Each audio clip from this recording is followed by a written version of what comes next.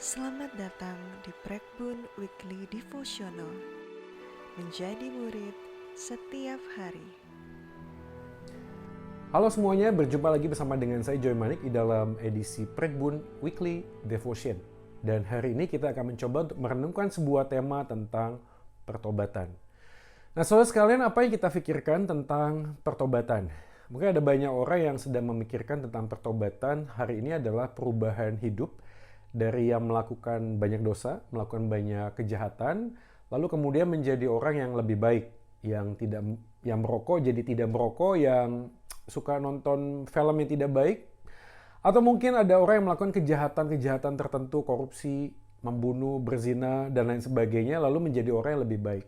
Tapi tentu saja kita kalau memahami sebuah perilaku kehidupan bukan hanya sekedar yang nampak, bukan hanya sekedar yang kelihatan. Ada banyak hal yang kita lakukan juga terjadi dalam hati dan pikiran kita.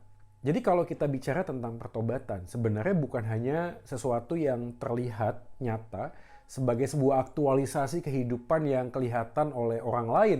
Kita menjadi orang yang berbeda, menjadi lebih baik tentunya dari yang sebelumnya, tentu saja bukan demikian. Oleh karena itu mari kita membaca satu bagian dari Lukas pasal yang ke-13. Saya akan bacakan ayatnya yang ke-5 saja. Tidak, kataku, kata Yesus, tidak, kata Yesus kepadamu, tetapi jikalau kamu tidak bertobat, kamu semua akan binasa atas cara demikian. Sekali lagi saya ulangi, Lukas 13 ayat yang ke-5, tidak, kataku kepadamu, tetapi jikalau kamu tidak bertobat, kamu semua akan binasa atas cara demikian. Nah, Bapak Ibu dan Saudara sekalian, kalau Anda membaca keseluruhan konteks ayat ini, maka kita melihat bahwa ada beberapa orang yang datang kepada Yesus lalu ingin membuat sebuah diskursus tentang sebuah tema. Temanya adalah ada orang-orang yang meninggal dunia dengan cara yang tidak lazim, tidak wajar, alias mungkin mengerikan atau sesuatu yang mungkin bagi kita harusnya nggak begitu ya kematiannya. Kita juga sering melihat ya, tentu saja di dalam berita-berita atau mungkin film-film, ada orang yang susah banget mati, susah banget meninggal, setelah mereka meninggal ditemui dia pegang susuk, dia pegang jimat, dan lain sebagainya, atau hal-hal yang lainnya. Nah mungkin juga kita pernah melihat berita tentang orang-orang yang meninggal dunia dengan ya mengerikan ya, misalnya ya kita nggak bisa kasih contoh lah ya, tapi meninggalnya tuh tidak wajar. Nah kasus itu terjadi pada saat zaman Yesus ketika mereka datang dan memberikan sebuah isu. Orang-orang ini banyak dosanya sehingga meninggalnya tidak wajar. Lalu bagaimana Yesus meresponi? Yesus meresponi dengan ayat yang kedua, mengatakan, Yesus menjawab, sang kamu orang Galilea ini lebih besar dosanya daripada dosa semua orang Galilea yang lain karena mereka mengalami nasib itu. Nasib itu adalah mereka yang mati tidak wajar. Dan Yesus menjawab, tidak. Ayat yang ketiga dikatakan, tetapi jikalau kamu tidak bertobat, kamu semua akan binasa dengan cara yang demikian. Nah, ayat yang ketiga ini adalah sebuah pengulangan. Ada kata pertobatan di sana yang diulangi ayat 3 dan ayatnya yang ke-5. Ayat yang ketiga, jikalau kamu tidak bertobat. Ayat yang ke-5, tetapi jikalau kamu tidak bertobat. Kata ini diulangi 2 kali. Apakah kata ini mempunyai arti yang sama? Tentu kita harus memahaminya. Di dalam bahasa aslinya, kata bertobat di dalam ayat yang ketiga, itu memakai sebuah tenses present. Artinya sesuatu hal yang terus-menerus dilakukan. Tetapi ayat yang kelima itu dipakai kata perintah juga, imperatif juga, tapi pakai tensesnya auris. Auris itu menunjukkan sesuatu hal yang terjadi satu kali dan untuk selamanya. Satu kali dan untuk selamanya. Jadi dari percakapan Tuhan Yesus kepada orang-orang yang bertanya tentang mereka yang mati wajar atau tidak wajar, poin penting yang pertama adalah kematian seseorang itu tidak menentukan atau tidak ditentukan oleh dosa yang mereka lakukan saat mereka masih hidup. Ya. Saya harap Anda bisa memahami hal ini. Jadi kita nggak bisa menilai seorang yang meninggalnya mengenaskan, lalu kita berpikir, wah ini pasti dosanya banyak. Tidak demikian ya. Ya ada banyak orang yang kemudian juga meninggalnya mengenaskan, tapi kita tahu mereka adalah orang yang sungguh-sungguh dalam Tuhan. Misalnya contoh saja yang kita tahu ada pesawat terbang yang pernah tidak ditemukan. Di dalam pesawat terbang itu ada orang-orang yang mengasihi Tuhan. Ya. Ya kalau kita ngomong tentang mengenaskan saja kan standarnya mungkin berbeda-beda. Tetapi sekali lagi poinnya adalah yang Yesus ingin katakan kepada kita sekalian hari ini adalah kematian seseorang tidak bisa ditentukan dari dia hidupnya seperti apa. Ya, dia hidupnya seperti apa. Tapi yang penting di sini adalah Yesus ingin menekankan tentang apa itu pertobatan yang berkaitan dengan dosa-dosa di dalam kehidupan mereka. Yesus ingin menekankan kepada para pendengarnya saat itu bahwa yang lebih krusial, yang lebih utama, yang lebih penting bukanlah cara meninggalnya, tapi bagaimana cara orang hidup di dalam dunia ini. Bukan hanya sekedar cara dia berakhir dalam kehidupan ini, tapi bagaimana dia memulai dan menghidupi kehidupan di dalam dunia ini. Maka sekali lagi kata yang pertama dikasih tetapi jikalau kamu tidak bertobat, artinya sebuah perintah yang terus-menerus. Ini menekankan bahwa perjalanan kehidupan iman Kristen itu adalah sebuah perjalanan pertobatan dari satu kali ke kedua kali, ketiga kali, dan ke seterusnya. Terus-menerus.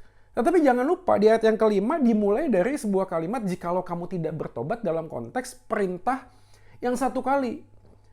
Ya, dari sinilah kita mendapatkan sebuah gambaran bahwa iman Kristen mengajarkan kepada kita bahwa ada satu kali kita sungguh-sungguh menerima Yesus sebagai Tuhan dan Juru Selamat. Hanya satu kali. Ya mungkin gambaran sederhananya adalah deklarasi pertobatan kita melalui baptisan. Walaupun sekali lagi baptisan tidak menyelamatkan, tetapi ada sebuah deklarasi gambaran tentang persetujuan iman kita bahwa saya mau mengambil langkah untuk percaya Yesus sebagai Tuhan dan Juru Selamat satu kali untuk selamanya. Ya. Jadi kalau satu kali sampai selamanya artinya kita berubah status yang tadinya adalah hamba dosa sekarang menjadi anak Tuhan. Dan kita dikasih privilege, kehormatan, manggil Tuhan itu adalah Bapa. Nah saudara ini kan menarik ya, karena waktu kita ngomong relasi Bapa dan anak, itu kan gambarannya tidak terlalu sulit. Karena kita sendiri kan juga anak, dan kita punya orang tua, kita punya Bapa gitu loh. Waktu kita di dalam rumah kita melakukan kesalahan, itu tidak merubah status kita kan sebagai anak Bapa kita gitu loh. Walaupun ada orang yang mungkin pernah diusir, pergi kau, aku tidak lagi mau menyebutmu anak. Tapi nggak bisa. Karena gimana pun juga di dalam diri kita mengalir darah Bapak kita gitu loh. Dari sini kita bisa mengambil sebuah gambaran bahwa waktu kita ini bertobat, ayat yang kelima, imperatif satu kali kita percaya pada Yesus dan bertobat, di sanalah kita mulai melakukan reorientasi kehidupan. Ya. Melakukan mengubah fokus kehidupan kita yang tadinya melihat kepada dunia, melihat kepada diri kita sendiri, sekarang mengubahkan fokus kita melihat kepada Kristus Tuhan. Melihat kepada salib. Ini sekali lagi ini klasik banget, tapi klasik bukan berarti tidak berlaku ya, betul nggak? Karena inilah yang diajarkan oleh Alkitab. Yesus mengajarkan kalau kamu tidak bertobat satu kali kamu terima Yesus sebagai Tuhan, lalu kamu akan terus bertumbuh. Makanya dalam bagian ini ayat yang ke-6 dan seterusnya perumpamannya pohon ara. Coba lihat ada waktu. Ya, ada waktu. Kalau enggak ditebang saja. Artinya ada sebuah proses perjalanan, tapi harus ada pohon aranya dulu yang bertumbuh, kan gitu. Nah, setelah kita menerima Yesus sebagai Tuhan dan Juru Selamat dan kita bertobat, itu artinya adalah merubah atau mengalihkan fokus. Biasanya orang ngomong 180 derajat lah ya, berputar 180 derajat melihat kepada Yesus. Nanti reorientasi kehidupan tuh harus dimulai dulu. Jadi kalau hari ini kita mendengarkan video ini, kita harus mulai bertanya, apakah kita punya sebuah momentum? Apakah saya sudah punya perubahan fokus kehidupan? Makanya kalau kita ngomong Roma pasal 12, mempersembahkan hidup itu dimulai dari renewing your mind. Oke sih. Ya, perubahan cara berpikir. Jadi cara berpikirnya itu tidak duniawi lagi. Cara berpikirnya tidak lagi self-oriented lagi, tidak fokus pada diri. Cara berpikirnya bukan money-oriented, bukan profit-oriented, enggak. Tapi udah kingdom of God-oriented gitu. Nah, itu perubahan cara berpikir. Gimana kita melihat relasi, gimana kita melihat pasangan, istri, atau anak-anak, atau pekerjaan. Kenapa? Karena kesulitan kita adalah kita harus belajar waktu bertobat ya pertama kali, itu adalah recognizing our idol. Ya, tahu ya. Coba mencari, ada nggak berhala-berhala dalam diri. Nah, itulah dalam perjalanannya nanti terus-menerus bertobat itu di sana. Karena setelah kita berubah, melihat fokusnya kepada Yesus, maka kita mulai melihat dan menganalisa, ternyata ada hal-hal tertentu yang saya taruh dalam hati itu lebih tinggi ya. Ini kan paling sederhananya adalah behavior produk kita ya, tingkah laku kita kan wujud nyata dari apa yang kita yakini dalam hati, betul nggak? Ya wujud nyata ya perilaku. Kalau kita suka emosi, kenapa kita emosi? Jangan-jangan yang terganggu adalah otoritas diri.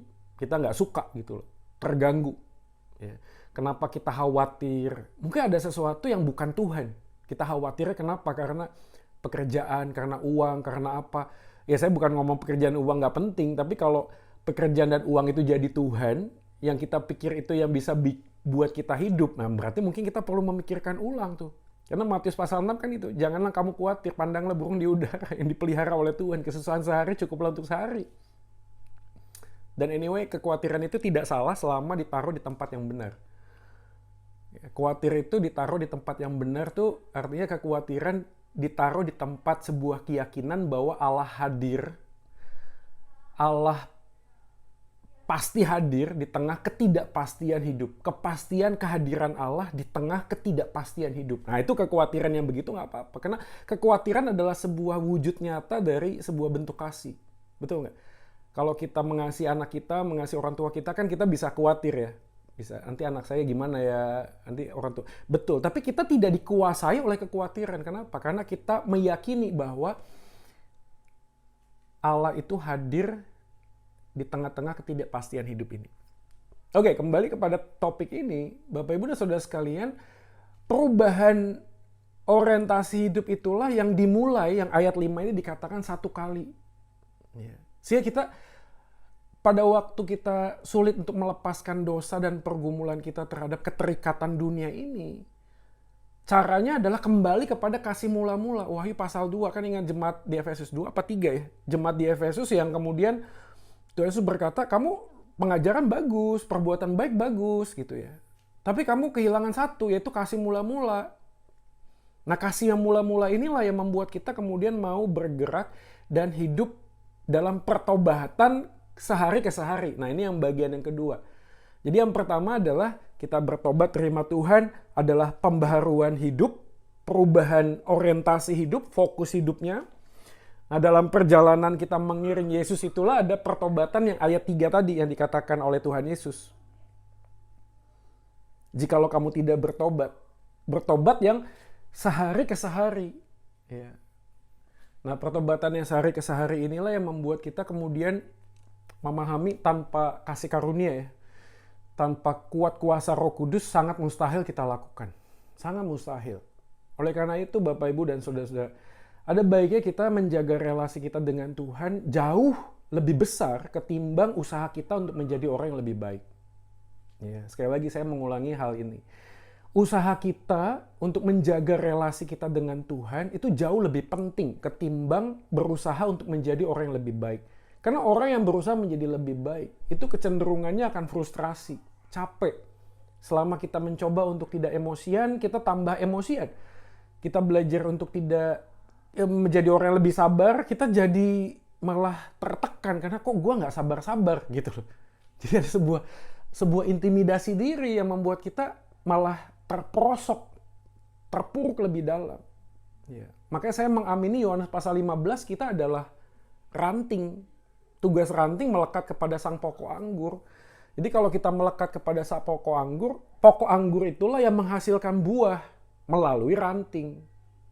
Nah, ya. Jadi artinya pertobatan yang terus-menerus itu hanya bisa terjadi ketika kita ini punya kekuatan dan kemampuan dari Tuhan untuk melakukan pertobatan tersebut.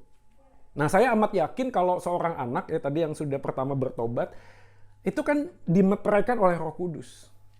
Dan setelah dia hidup di dalam pimpinan Roh Kudus, ada karunia Roh Kudus untuk melayani, tapi juga ada buah Roh Kudus, yaitu kasih dan semua hal yang kita butuhkan, penguasaan diri, ya, pengendalian diri dan kelemah lembutan dan seterusnya. Maka kita perlu dulu memahami kita udah ada dalam posisi ini, bertobat, menerima Yesus sebagai Tuhan. Dan setelah itu kita menjalani kehidupan bersama dengan Yesus. Karena kita sudah fokus kepada Yesus, mengalami pertobatan ke setiap harinya. Nah saudara-saudara, saya pun dalam konteks perjalanan terus mengalami pertobatan keseharinya. saya kemudian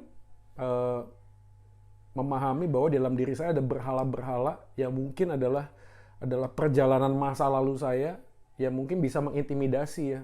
Ya, waktu kecil suka dibandingkan sehingga sekarang cari prestasi, cari sebuah penghargaan dari orang lain yang kemudian dalam perjalanan saya mengakui penghargaan dari orang lain akan membuat saya semakin terperosok jauh dan jadi berhala pengakuan diri.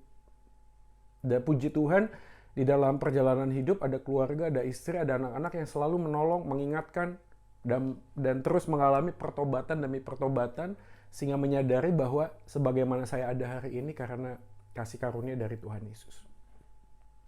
Akhirnya renungan singkat pada hari ini bisa menjadi berkat buat teman-teman dan Bapak Ibu Saudara sekalian. Kiranya kita boleh terus bertumbuh di dalam Tuhan. Oh ya, kalau misalnya ada yang mau menyampaikan pokok doa atau komen, ya, menyampaikan sesuatu masukan, silakan leave komen Anda di bagian ini. Dan jangan lupa untuk like, share, dan subscribe channel YouTube ini. Oke, Tuhan Yesus memberkati. Soli Deo Gloria, semoga kemuliaan hanya bagi Tuhan. Saya Joy Manik, saya pamit.